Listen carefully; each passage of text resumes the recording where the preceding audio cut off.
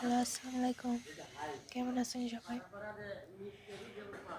এটা আমাদের মোরগ ফুলের গাছ। দেখেন কত সুন্দর।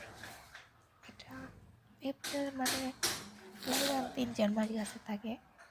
আর দেখতে অনেক সুন্দর লাগে কালারটা। আর এটা আপনার বয়স হয়ে গেলে গাছের ফুলের ভিতরে গাছের বীজ হয়। এই বীজ দিয়ে আপনি নতুন আবার গাছ করতে পারবেন। আপনাদেরকে দেখাচ্ছি। এই যে ভিতরে দেখেন, ভিতরে একটা হচ্ছে মানে বেশি আছে যে এটাতে বিষে হয়েছে। আপনাদের ছেড়ে দেখায়।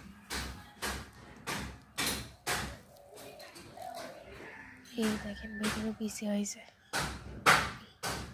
এই যে কালোগুলা এগুলাই বেশি নতুন একটা জায়গায় মানে মাটি গাছ আর উপযোগী করে ওখানে ফেলে দিলে এই বীজগুলো ফেলে দিলে আবার নতুন করে মোরগ ফুলের গাছ হবে।